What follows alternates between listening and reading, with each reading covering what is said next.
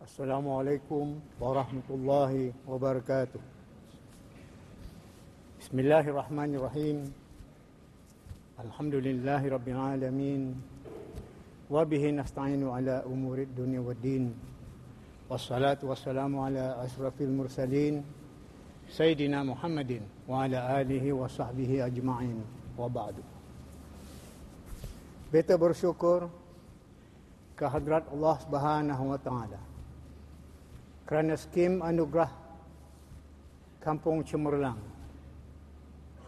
yang dimulakan 3 tahun yang lalu telah dapat diteruskan.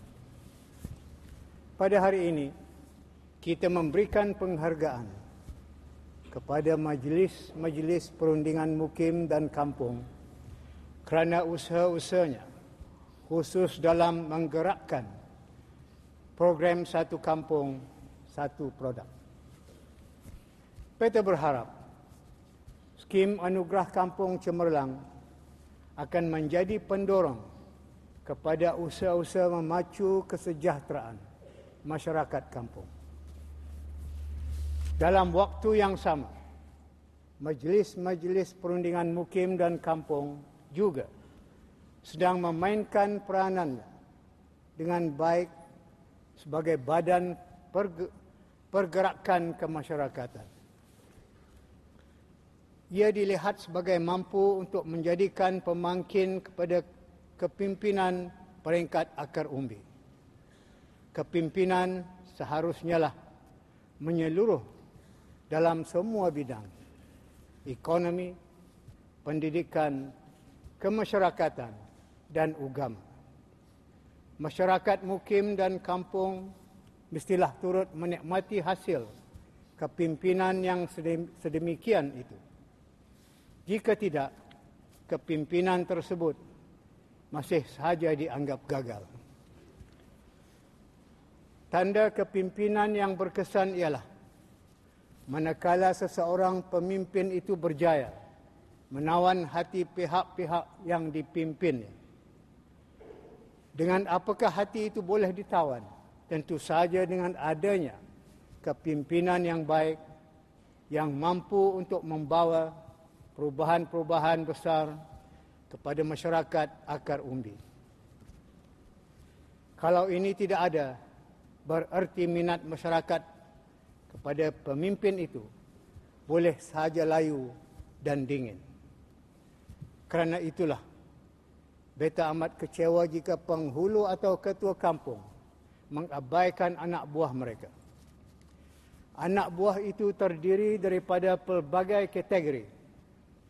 Ada orang senang, di samping ada juga yang susah.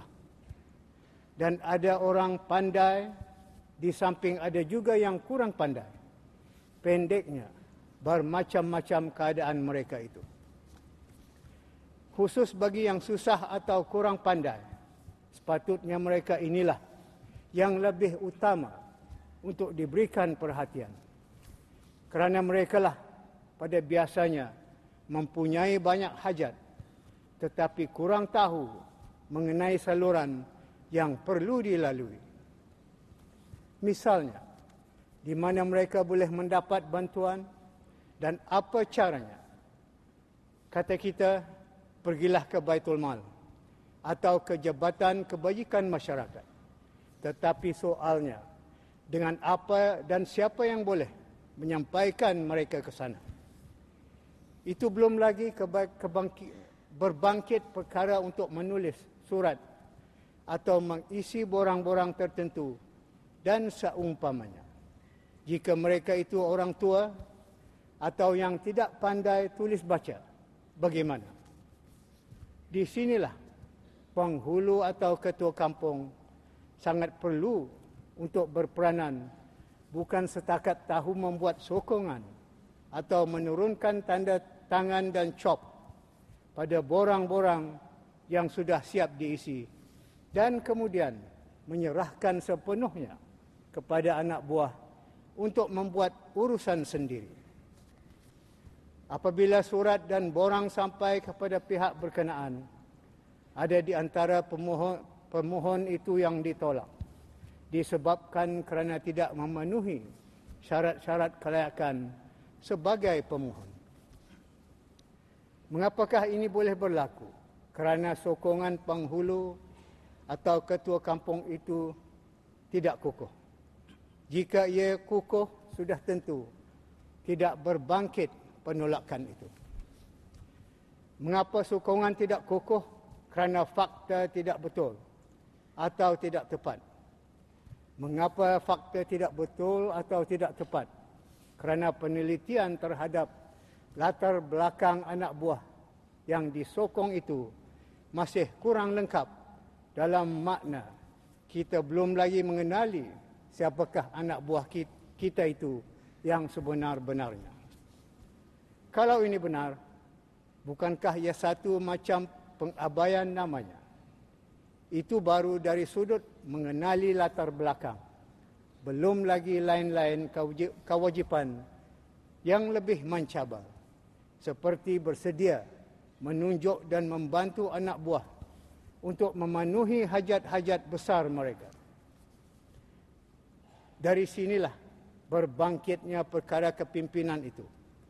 Beta difahamkan Kementerian Hal Ehwal Dalam Negeri sedang mengemaskan struktur majlis-majlis perundingan mukim dan kampung, termasuk juga anggota-anggotanya, dan akan lebih fokus kepada aspek kepimpinan. Pada beta, apapun yang dirancang dan dibuat, tujuan utamanya ialah untuk menambah nilai bagi kepimpinan institusi penghulu dan ketua kampung itu. Kerana kewujudan majlis-majlis perundingan mukim dan kampung akan masih dianggap sebagai kurang bermakna jika sekiranya kepimpinan penghulu dan ketua kampung itu sendiri masih lagi lemah atau kurang berkesan. Jadi manakala disebut sahaja skim anugerah kampung cemerlang, maka ianya tidak boleh tidak masih berkait rapat dengan institusi penghulu dan ketua kampung.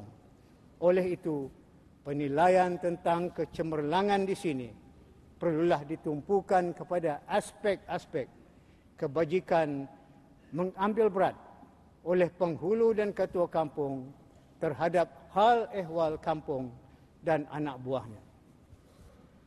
Adalah belum memadai jika penghulu dan ketua kampung itu cuma setakat menyampaikan pencen-pencen tua dan bantuan-bantuan kebajikan sahaja. Tetapi turut lebih penting di sini ialah komitmen dan budi bicara penghulu dan ketua kampung dalam memeduli susah senang anak buah tanpa perlu menunggu anak buah itu datang mengadu. Kerana bukan tidak ada anak buah kampung yang bersikap lebih sabar dan tidak suka mengadu, atau memang yang tidak tahu bagaimana untuk mengadu. Di sinilah letaknya kepentingan sifat pemedulian, dan inilah juga bukti adanya khidmat dan tanggungjawab itu benar-benar ditunaikan. Beta mahu kepimpinan yang seumpama ini berlaku di mukim-mukim dan kampung-kampung di dalam negara ini. Akhirnya, beta ingin menyampaikan penghargaan kepada semua majlis perundingan yang menyertai skim Anugerah Kampung Cemerlang kali kedua ini. Beta juga mengucapkan setinggi-tinggi tahniah kepada pemenang-pemenangnya. Sekian, wabillahi taufiq wal hidayah.